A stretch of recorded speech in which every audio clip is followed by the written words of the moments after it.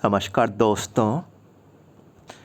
Friends, जैसा कि आप सभी लोग को मालूम है, मध्य प्रदेश एनएचएम के तहत 3 अगस्त 2022 को स्टाफ नर्स की पोस्ट के लिए एग्ज़ाम आपका आयोजित कराया जाएगा। दोस्तों, आज का ये जो अपडेट है काफ़ी ज़्यादा महत्वपूर्ण यहाँ पर रहेगा। इसमें स्टाफ नर्सिंग के सवाल मैंने यहाँ पे कवर किए, साथ ही साथ रीजनिंग और करंट अफेयर जीके के सवाल भी आप लोगों के पूछे आएंगे, तो ये सवाल भी इसमें मैंने यहाँ पे इंक्लूड कर लिए। और दोस्तों, ये पार्ट नंबर 5 है। इससे पहले 4 अलग अलग पार्ट ऑलरेडी पब्लिश हो चुके हैं। यदि आप लोगों ने ये सारे पार्ट्स अभी तक नहीं देखे तो इसी वीडियो के नीचे जाएं, डिस्क्रिप्शन बॉक्स में सभी पार्ट्स की लिंक आपको मिल जाएगी। एक एक करके सभी पार्ट्स आप लोग यहाँ पे वॉच कर लेना। इंपॉर्टेंट क्वेश्चंस उनमें मैंने यहाँ पे कवर किए हैं। और दोस्तों, इस वीडियो को लाइक कर दें और चैनल को सब्सक्राइब जरूर करें। कोई भी जानकारी अब आपसे ना छूटे तो वीडियो के नीचे जाएं, सब्सक्राइब के रेड बटन को आप पे क्लिक करें। एमपी एनएचएम स्टाफ नर्स हर जानकारी इसी तरीके से आगे भी पाते रहें। तो बिल्कुल शुरुआत कर देते हैं अपने अपडेट को, बढ़ जाते हैं पहले सवाल की ओर। तो दोस्तों, पहला जो सवाल यहाँ पे जो मैंने इंक्लूड किया, पूछ लिया गया, the various method of intrapartum fetal monitoring includes. तो दोस्तों, वेरियस मेथड्स आपको बताने हैं इंट्रापार्टम फीटल मॉनिटरिंग के। तो दोस्तों, कौन कौन से होते हैं? Fetal scalp stimulation test, fetal pulse oximetry, fetal blood sampling. तो ये अलग अलग मेथड हैं, तो ये आप लोग इसको याद रखेंगे। इसके बाद अगला सवाल है, इसमें पूछ लिया गया, the fetal movement felt by the mother is called. तो दोस्तों, जो भ्रूण है, जो फीटल है, उसका जो मूवमेंट है, जो उसकी माँ, उसकी मदर फेल्ट करती है, महसूस करती है, तो उसको क्या कहते हैं? तो दोस्तों, इसको क्विकनिंग बोला जाता है। तो इस टर्म को भी आप लोगों को याद रखना है। इसके बाद fetal tachycardia is caused due to all of the following factor. तो दोस्तों, कौन कौन से फैक्टर्स पे कारण फीटल टैकीकार्डिया यहाँ पे होता है? तो दोस्तों, कौन कौन से फैक्टर्स हैं? मैटरनल और फीटल एनीमिया, मैटरनल और फीटल इन्फेक्शन, फीटल कॉम्प्रोमाइज। तो ये आप लोगों को ये अलग अलग फैक्टर्स आप लोगों को याद रखने। बढ़ जाते हैं एक और अगले सवाल की ओर। इसके बाद दोस्तों, अगला सवाल है, fetal blood sampling is contraindicated in which condition. तो दोस्तों, भ्रूण का जो ब्लड जो सैम्पलिंग है, ये किस कंडीशन में ये लिया जाता है? तो दोस्तों देखिए, HIV पॉजिटिव वुमेन, जब महिला HIV पॉजिटिव हो तब ये ब्लड सैंपल फीटल मीन्स भ्रूण का लिया जाता है। तो ये भी आप लोग याद रखें। इसके बाद अगला सवाल है, इसमें आप लोगों से पूछ लिया गया, a family planning measure of using a diaphragm और डच कप इज कॉल्ड। तो दोस्तों, एक तरीके का फैमिली प्लानिंग का मेज़र है, एक तरीके का तरीका है जो कि इस्तेमाल होता है डायफ्रैगम या फिर डच कैप की मदद से। तो दोस्तों, कौन सा मेथड होता है? तो ये बैरियर मेथड होता है, इसको आप लोग याद रखें। इसके बाद दोस्तों, अगला सवाल है, इसमें पूछ लिया गया, the clinical features of first stage of labour include. तो क्लिनिकल फीचर्स आपको बताने हैं। पहला स्टेज जो लेबर का होता है, तो देखिए, effacement of cervix, contraction every 3 to 5 minute. तो ये आप लोगों को याद रखना है। बढ़ जाते हैं अगले सवाल की ओर। पूछ लिया गया है, क्राउनिंग अकर्स इन। तो जो क्राउनिंग है अकर होती है, कब होती है? तो सेकेंड स्टेज ऑफ लेबर, तो लेबर के दूसरे स्टेज में तो ये क्राउनिंग यहाँ पे शुरू हो जाती है। इसके बाद अगला सवाल है, पूछ लिया गया, the equipment use to carry small quantities of vaccine. तो वो इक्विपमेंट, यंत्र आपको बताना है जो कि इस्तेमाल होता है स्मॉल क्वांटिटीज़ जो कैरी करता है वैक्सीन्स की। तो दोस्तों, वैक्सीन कैरियर्स इनको यहाँ पे बोला जाता है, ऐसे इक्विपमेंट्स को वैक्सीन कैरियर बोलते हैं। अगला सवाल है, पूछ लिया गया, the major cause of nutritional blindness in children usually between the age of 1 to 3 year. तो आप लोगों को मेजर कॉज मीन्स सबसे बड़ा कारण आपको बताना है जो ब्लाइंडनेस को लेकर है बच्चों में, चिल्ड्रन में, और उनकी जो एज है 1 से 3 साल जब रहती है। तो दोस्तों, इसका आंसर देखिए, ज़ेरोथैलेमिया है, तो इसको आप लोगों को याद रखना है। इसके बाद अगला सवाल है, वेरिसेला वैक्सीन इस। तो वेरिसेला जो वैक्सीन है लाइव एट्यूनेटेड वैक्सीन है, तो उसको भी आप लोग याद रखेंगे। इसके बाद अगला सवाल है, पूछ लिया गया, the route of administration of measles vaccine इस। तो मीजल वैक्सीन जो है इसका मार्ग आपको बताना है, इसका जो एडमिनिस्ट्रेशन है कैसा रहता है। तो सब क्यूटेनियस इसको यहाँ पे ये रहता है, और ये आप लोगों को टर्म याद रखना है। इसके बाद अगला सवाल है, पूछ लिया गया है the incubation period of mumps is, तो इंक्यूबेशन पीरियड आपको बताना है मम्स का, तो 2 से 4 हफ्ता 2 to 4 वीक यहाँ पे इंक्यूबेशन पीरियड रहता है। इसके बाद the vaccine preventable disease that are caused by droplet infection are, तो जो डिसीज़ेज़ हैं वैक्सीन को प्रिवेंट करने में जो कि कॉज होती हैं, जो कि होती हैं किसके द्वारा, ड्रॉपलेट इन्फेक्शन से। तो दोस्तों कौन कौन सी है, मेनिंजाइटिस, हुफिंग कफ, डिप्थीरिया। तो ये 3 डिसीजेस के नाम आप लोगों को याद रखने हैं। कुछ और अगले सवाल की ओर यहाँ पे बढ़ जाते हैं। पूछ लिया गया which is the blood borne disease, तो ब्लड बोर्न डिसीज़ जो है हेपेटाइटिस सी है, तो ये सभी को मालूम होगा, आप लोग इसको याद रखें। इसके बाद blood glucose value above normal but below those diagnostic disease occurring during pregnancy is called. तो दोस्तों इसमें आप लोगों से पूछ लिया जा रहा है ड्यूरिंग प्रेगनेंसी के दौरान जो ब्लड ग्लूकोज की जो वैल्यू है अबव मीन्स ज़्यादा है नॉर्मल से, लेकिन दोस्तों डायग्नोस्टिक डायबिटीज़ को डायग्नोस करने में ये थोड़ी उससे वहाँ पे नीचे है। तो इस स्थिति में इसको यहाँ पे क्या बोलते हैं, तो गेस्टेशनल डायबिटीज़ इसको यहाँ पे ये बोला जाता है। इस टर्म को आप लोग याद रखें। अब बढ़ जाते हैं अगले सवाल की ओर। पूछ लिया गया है अ type of fracture in which one fragment of bone goes into another is called. तो दोस्तों एक तरीके का फ्रैक्चर जिसमें हड्डी का एक टुकड़ा दूसरे में चला जाता है, मीन्स हड्डी का एक जो टुकड़ा है दूसरी हड्डी में चला जाता है, तो इस स्थिति को क्या बोलते हैं, इस फ्रैक्चर को क्या बोलते हैं, तो इम्पैक्टेड फ्रैक्चर इसको यहाँ पे बोला जाता है। तो ये आप लोग याद रखें इस टर्म को। इसके बाद the sign and symptoms of Parkinson's disease, तो पार्किंसंस डिसीज़ का साइन और सिम्टम यहाँ पे क्या रहेगा, तो देखिए क्या आंसर है, tremors, impaired postures and balance, speech changes. Tremors means कंपन और साथ ही साथ impaired postures and balance means असंतुलित बैलेंस और साथ ही साथ स्पीच चेंज मीन्स आवाज़ में परिवर्तन। तो ये जो है इसके साइन और सिम्टम्स हैं, ये आप लोगों को याद रखना है। इसके बाद infection of urinary bladder caused by Escherichia coli is a type of bacteria commonly found in gastrointestinal tract is, तो ये एक तरीके का आपको इन्फेक्शन जो रहता है यूरिनरी ब्लैडर में जो किसके द्वारा होता है, एस्केरिया कोली, तो ये इसके द्वारा होता है, एक तरीके का ये बैक्टीरिया है और यह पाया जाता है गैस्ट्रो इंटेस्टाइनल ट्रैक में। तो दोस्तों इस इन्फेक्शन को क्या बोलते हैं, तो सिस्टाइटिस इसको यहाँ पे ये बोला जाता है, तो आप लोग उसको याद रखें इस नाम को। इसके बाद अगला सवाल है vitamin D is largely stored in the body in, तो विटामिन डी जो बॉडी में सबसे ज़्यादा स्टोर होते हैं, तो ये किस स्थिति में होते हैं, तो देखिए फैटी टिश्यूज़ के फॉर्म में ये यहाँ पे स्टोर रहते हैं। विटामिन डी फैटी टिश्यूज़ में स्टोर यहाँ पे पाए जाते हैं। इसके बाद फैट सॉल्यूबल विटामिन आर, तो फैट सॉल्यूबल विटामिन कौन कौन से हैं, तो विटामिन ए, विटामिन सी और विटामिन ई, तो ये तीनों विटामिन के नाम आप लोगों को याद रखना है। इसके बाद अगला सवाल है the clinical sign of riboflavin deficiency is, तो राइबोफ्लाविन डेफिशिएंसी के साइन आपको बताने हैं। क्लिनिकल साइंस क्या रहते हैं, तो एंगुलर स्टोमेटिस जो है इसका राइट आंसर यहाँ पे रहेगा। इसके बाद अगला सवाल है थाइमीन डेफिशिएंसी रिजल्ट इन, तो थाइमीन की कमी से कौन सी डिसीज़ यहाँ पे हो जाती है, तो देखिए कार्डियक बेरी ये हो जाती है, तो उसको भी आप लोगों को याद रखना है। इसके बाद अगला सवाल है the most central and accessible artery to check pulse in children over 1 year of age, तो आप लोगों को बताना है 1 साल के जो चिल्ड्रन है, 1 साल के जो बच्चे रहते हैं,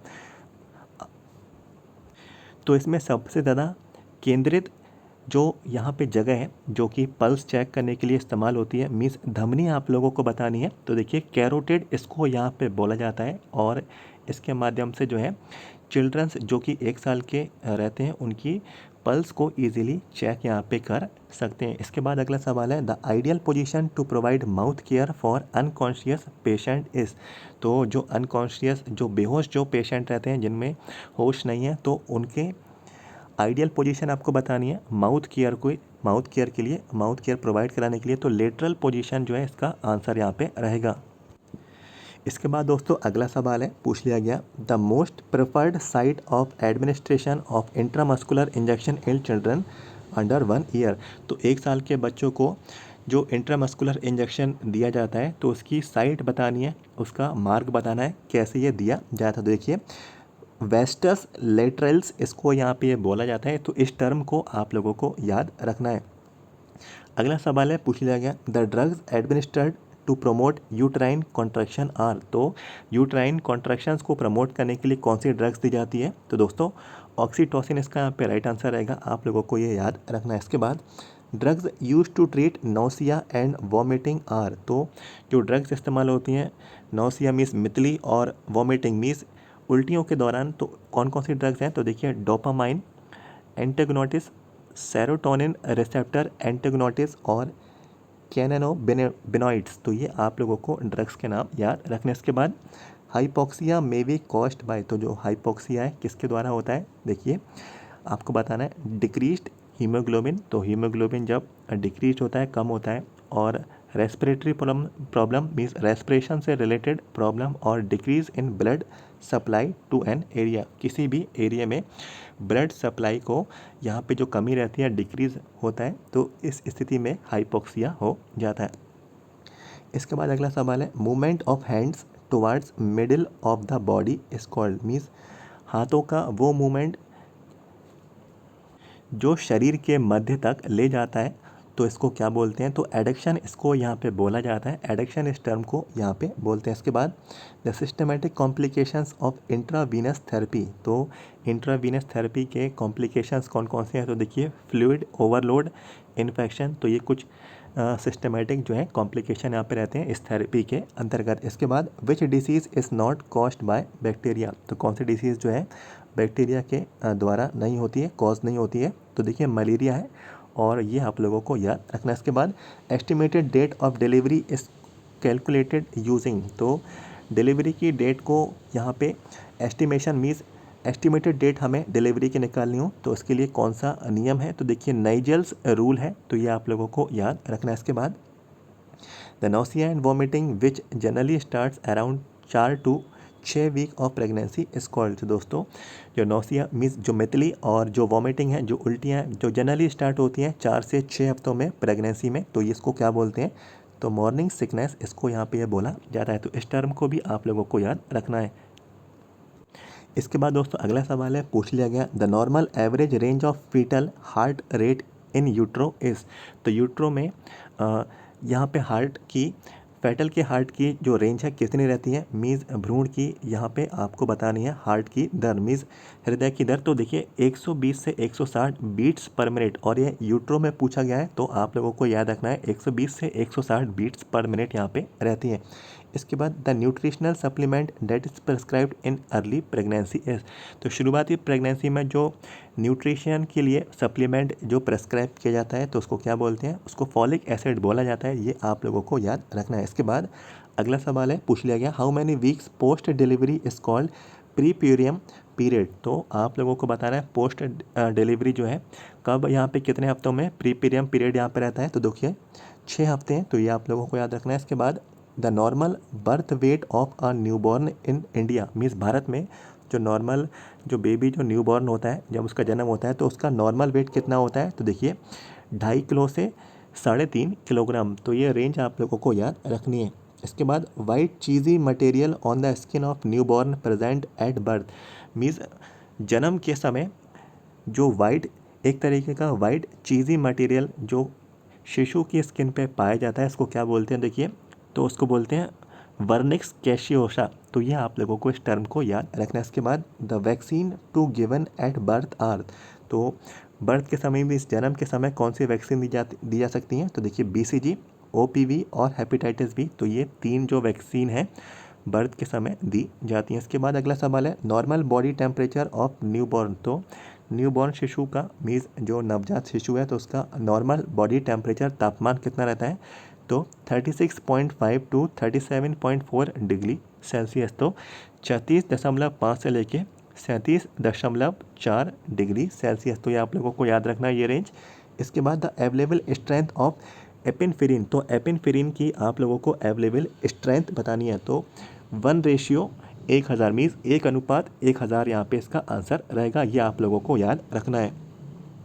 इसके बाद पूछ लिया गया, when the victim is 8-year-old boy the appropriate method to provide CPR is. तो दोस्तों आप लोगों को बताना है 8 ईयर ओल्ड बॉय है और इसको सीपीआर प्रोवाइड कराना है, तो अप्रोप्रिएट मेथड क्या रहेगा, तो वन हैंड टेक्निक जो है मेथड ये अपनाना पड़ेगा और ये आप लोगों को यहाँ पे इसको भी याद रखना होगा। इसके बाद what help the heart to pump blood to all parts of the body, means क्या मदद करता है हृदय को, हार्ट को, और जिससे कि ब्लड पंप हो जाए सभी बॉडी के पार्ट्स में। तो दोस्तों कॉन्ट्रैक्शन इसका यहाँ पे राइट आंसर यहाँ पे ये रहने वाला है, आप लोग इसको याद रखेंगे। इसके बाद अगला सवाल है the one which carries waste material from different parts of the body to kidney, means कौन जो है वेस्ट मटेरियल को कैरी करता है फ्रॉम, मीन्स कहाँ से, from different parts of the body, कहाँ के लिए, टू किडनी मीन्स किडनी के लिए, किडनी के लिए नहीं किडनी तक। तो दोस्तों ब्लड इसका यहाँ पे राइट आंसर यहाँ पे रहने वाला है। ये वेस्ट जो मटेरियल है इसको कैरी करता है और ये अलग अलग पार्ट से इसको यहाँ पे कैरी करता है और कहाँ तक करता है, किडनीज तक। तो ये आप लोगों को उसको याद रखना है। इसके बाद the system that is responsible for all the sensation of the body is called, तो बॉडी में सेंसेशन अगर हो रहा है तो उसके लिए जो सिस्टम रिस्पॉन्सिबल है, तो दोस्तों नर्वस सिस्टम इसके लिए यहाँ पे ये रिस्पॉन्सिबल रहेगा। इसके बाद what gives shape and support to the human body, means मानव शरीर को शेप मीन्स आकार और सपोर्ट मीन्स एक तरीके का बैलेंस, ये कौन प्रोवाइड कराता है, तो दोस्तों देखिए बोन्स, तो बोन्स हड्डी इसका यहाँ पे आंसर यहाँ पे रहेगा।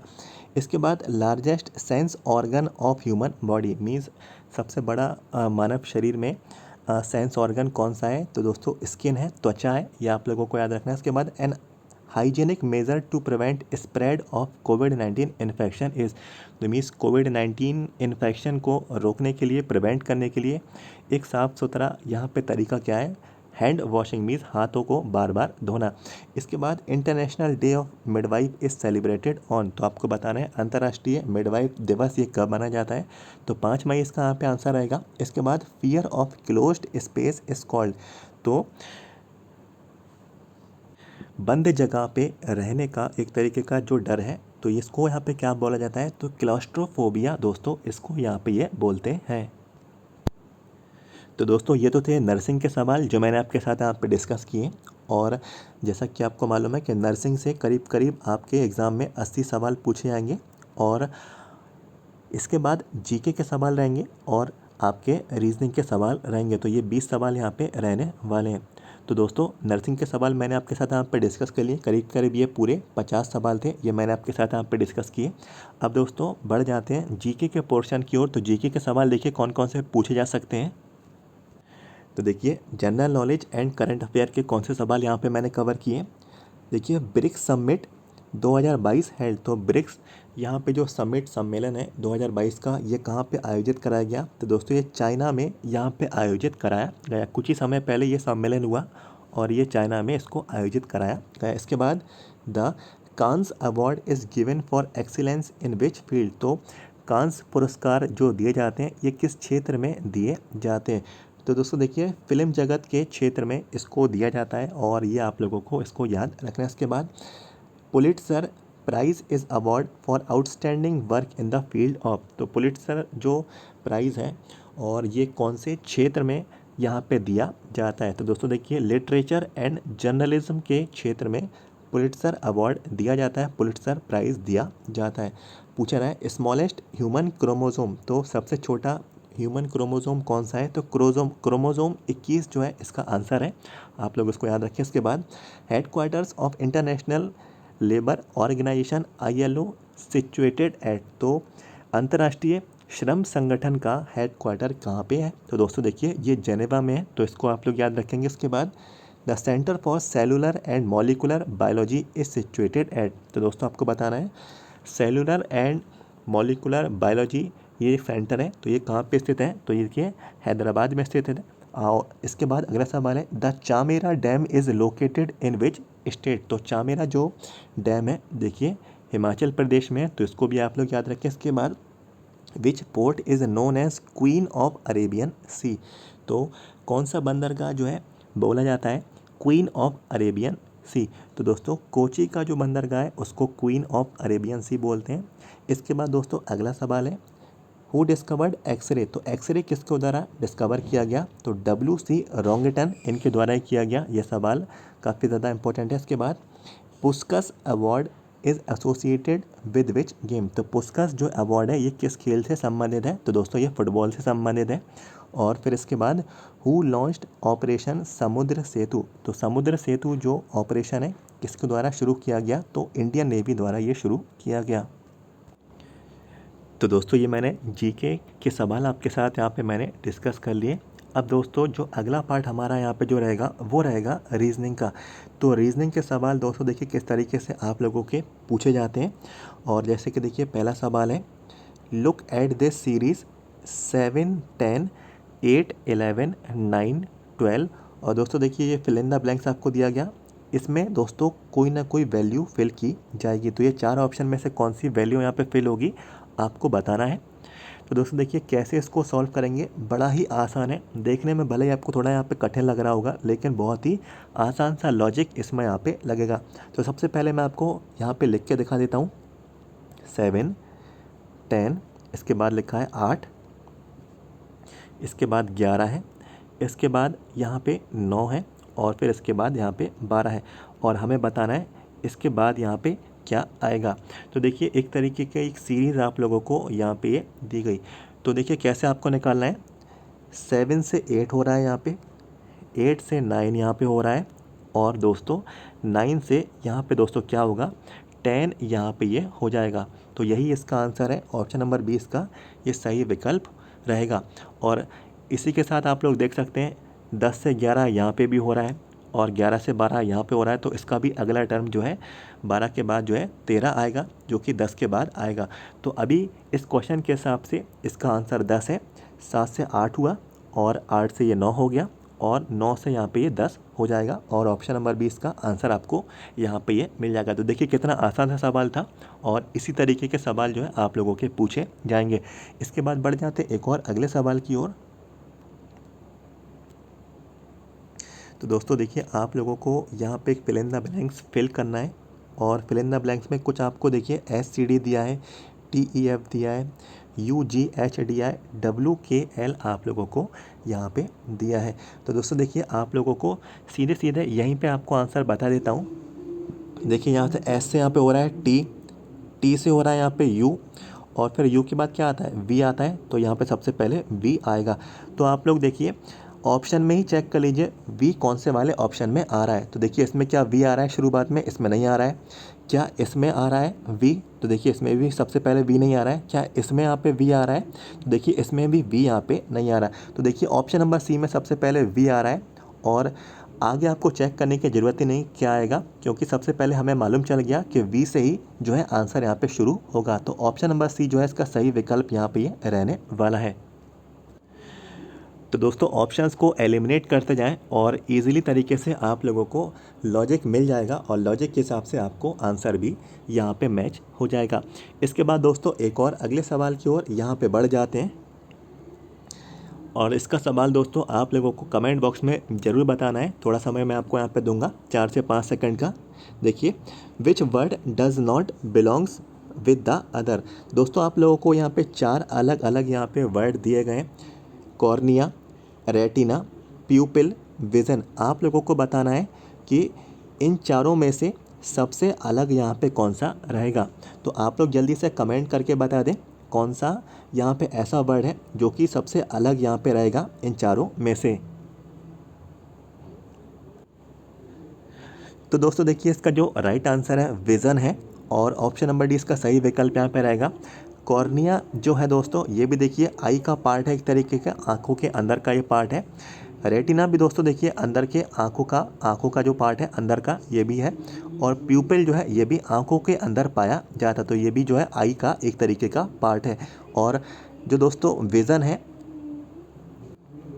ये जो है इन तीनों से संबंधित यहाँ पे नहीं है और यही दोस्तों सबसे अलग यहाँ पे रहेगा। और वही आप लोगों से पूछा गया था, does not belong with others.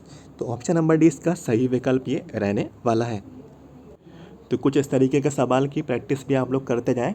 इसके बाद दोस्तों एक और सवाल यहाँ पे डिस्कस कर लेते हैं। इसी तरीके का एक और सवाल हम लोग यहाँ पे डिस्कस कर चुके हैं और ऐसा ही एक और सवाल मैंने यहाँ पे कवर कर लिया। तो दोस्तों देखिए लिखा है ZCFYBE XAD WZC। तो हमें बताना है इसमें क्या आएगा। तो दोस्तों देखिए कैसे निकालेंगे इसका आंसर। आप लोगों को देखना है W से देखिए यहाँ पे हो रहा है X, फिर X से हो रहा है यहाँ पे Y, Y से हो रहा है यहाँ पे Z। तो दोस्तों इससे पहले यहाँ पे क्या आया होगा। तो दोस्तों देखिए, तो दोस्तों W से पहले दोस्तों आता है V। तो सबसे पहला जो वर्ड है वो V आएगा। इसके बाद देखते हैं सेकंड नंबर पे कौन सा रहेगा। तो देखिए दोस्तों सेम टू सेम इसमें भी यहाँ पे ऐसा होगा। Z से देखिए A हो रहा है यहाँ पे, A से हो रहा है यहाँ पे B, और B से हो रहा है यहाँ पे C। तो Z से पहले दोस्तों क्या आता है, Z से पहले आता है Y। तो देखिए V हो गया, Y हो गया, और कौन कौन से ऑप्शन में V और Y आ रहा है। तो देखिए इसमें नहीं आ रहा है और इसमें भी नहीं आ रहा है। दो ऐसे ऑप्शन है जिसमें V और Y यहाँ पे आ रहा है। तो दोनों में से कोई ना कोई एक आंसर यहाँ पे रहेगा। अब दोस्तों हमें तीसरा वाले को भी इसी तरीके से पता करना है। देखिए यहाँ पे लिखा है CDEF। तो C से पहले दोस्तों क्या आता है, तो C से पहले आता है B। तो देखिए क्या आ गया, VYB। तो दोस्तों ऑप्शन नंबर जो सेकंड है यही इसका विकल्प यहाँ पे रहेगा, और बड़े आराम से जो है आप लोग जो है इसका आंसर मार्क कर देंगे। ऐसे ही सवाल आप लोगों की परीक्षा में पूछे जाएंगे। एक और अगले सवाल की ओर यहाँ पे बढ़ जाते हैं, और ये सवाल कोडिंग डिकोडिंग से संबंधित यहाँ पे ये रहेगा। जैसे कि देखिए कोड आपको दिया जा रहा है कि रोर का जो एक्सप्रेशन है इसको लिखा जा रहा है उर्दू से। तो हमें उर्दू का बताना है ये किस तरीके से लिखा जाएगा। तो दोस्तों हमें देखिए रोर दिया है, हम कैसे लॉजिक फाइंड करेंगे, ROAR, ठीक है। और इसके बाद रोर का लिखा है कि ये उर्दू इस तरीके से लिखा जाएगा, तो URDU। तो दोस्तों हमें सबसे पहले लॉजिक फाइंड करना है, फिर हमें इसी का बताना होगा कि इसका कैसे लिखा जाएगा। URDU का हमें बताना है यही कि इसका आंसर यहाँ पे क्या रहेगा, तो इसका लॉजिक यहाँ पे क्या रहेगा। तो दोस्तों देखिए कैसे निकालेंगे, R से U। तो यहाँ पे देखिए R से U दिया है, देखिए R के बाद आता है S, S के बाद आता है T, फिर आ रहा है U। इसी तरीके से इस वाले का भी निकालेंगे। O के बाद क्या आता है P, और P के बाद आता है Q, फिर आ गया R, फिर ठीक है। इसी तरीके से इसका भी निकालेंगे। A के बाद आता है B, B के बाद आता है C, और R के बाद दोस्तों देखिए यहाँ पे इसी तरीके से इसका भी निकालेंगे, R, फिर आता है S, फिर आता है T। तो देखिए हमें भी इसका यहाँ पे निकालना है आंसर। कैसे निकालेंगे, U के बाद देखिए दो यहाँ पे छोड़ देंगे U, तो यहाँ पे छोड़ेंगे V और X। तो दोस्तों सबसे पहले U के बाद आएगा VW, फिर आएगा यहाँ पे X। तो दोस्तों X से देखिए कौन सा ऑप्शन आ रहा है सबसे पहले नंबर पे, तो सीधे सीधे यहीं पर हमें आंसर मिल गया। ऑप्शन नंबर 2 इसका सही विकल्प ये रहने वाला है। बाकी का भी आगे का निकाल सकते हैं, जैसे कि देखिए R का यहाँ पे S आएगा, फिर T आएगा, फिर यहाँ पे U आ जाएगा, फिर इसके बाद D के बाद देखिए इसको निकालना हो तो D, फिर आएगा E, फिर आएगा F, फिर आएगा यहाँ पे G, और इसी तरीके से U का भी आएगा, और U के बाद आता है V, यहाँ पे आएगा W, फिर आएगा यहाँ पे X। तो देखिए XUGX। तो देखिए सेम टू सेम वही हमारा ऑप्शन यहाँ पे आया, और बिल्कुल सही हम लोगों ने यहाँ पे लॉजिक फाइंड किया, और इजीली तरीके से हमारा यहाँ पे आंसर भी निकल आया। तो दोस्तों रीजनिंग के कुछ इसी तरीके के सवाल आप लोगों के पूछे जाएंगे, और आप सभी लोगों को कुछ इन्हीं क्वेश्चंस की प्रैक्टिस आप लोगों को कर लेनी है। और इससे पहले दोस्तों मैंने 4 ऑलरेडी पार्ट यहाँ पे पब्लिश कर दिए हैं, और यदि आप लोग नर्सिंग के सवाल नहीं देखते हैं तो रीजनिंग और जीके के सवाल आप लोग इनमें ज़रूर देखना, और उन्हीं तरीके के प्रश्न ही आप लोगों की परीक्षा में आपको देखने को ज़रूर मिलेंगे। तो चारों पार्ट की जो लिंक है इसी वीडियो के नीचे आप लोगों को डिस्क्रिप्शन बॉक्स में मैंने आपको चारों पार्ट्स की लिंक आपको प्रोवाइड करा दी। एक एक करके आप लोग समय रहते सभी पार्ट्स को पूरा आप लोग ज़रूर देखें, यदि आप लोग 3 अगस्त 2022 MP NHM स्टाफ नर्स के एग्ज़ाम में अगर आप लोग यहाँ पे शामिल हो रहे हैं। और दोस्तों जितनी भी कैंडिडेट्स को MP स्टाफ नर्स के प्रीवियस पेपर अगर आप लोगों को चाहिए तो आप सभी को बताना चाहता हूँ 11 पेपर्स मेरे पास यहाँ पे अवेलेबल है। ये 11 पेपर्स की PDF फाइल है। यदि PDF फाइल अगर आपको यहाँ पे चाहिए तो 150 रुपीज़ इसका अमाउंट यहाँ पे रहेगा। जैसे ही आप लोग पेमेंट कर देंगे PDF फाइल आपको तुरंत मिल जाएगी। चैनल का व्हाट्सएप हमारा 7415543659। चैनल के व्हाट्सएप नंबर पे आप लोग हमें व्हाट्सएप पे मैसेज कर दें, सारी जानकारी आप लोगों को प्रोवाइड करा दी जाएगी। और दोस्तों ये अपडेट आपको कैसा लगा जरूर बताएं। सबसे पहले वीडियो को लाइक जरूर करें, चाहे तो आप सभी लोग अपने फ्रेंड्स को इस वीडियो को बिल्कुल आप लोग शेयर जरूर करें। इसी तरीके के सवाल आपके परीक्षा में पूछे जाने वाले हैं, तो सभी फ्रेंड्स लोगों को आप लोग शेयर जरूर कर देना। और दोस्तों आप लोगों को ये अपडेट पसंद आया या नहीं आया तो कमेंट बॉक्स में आप लोग फीडबैक के तौर पे अपना कमेंट आप लोग यहाँ पे जरूर करें। और आगे का पार्ट आप लोगों को यहाँ पे चाहिए या फिर नहीं चाहिए तो आप सब लोग ये भी कमेंट पे आप लोग जो है कमेंट कर दें। चैनल को सब्सक्राइब कर लें, कोई भी जानकारी अब आपसे ना छूटे। तो वीडियो के नीचे जाएँ, सब्सक्राइब के रेड बटन को आप पे क्लिक करें। MP NHM स्टाफ नर्स हर इन्फॉर्मेशन इसी तरीके से आगे भी पाते रहते। मिलते हैं आपसे अगली वीडियो में। Thank you so much.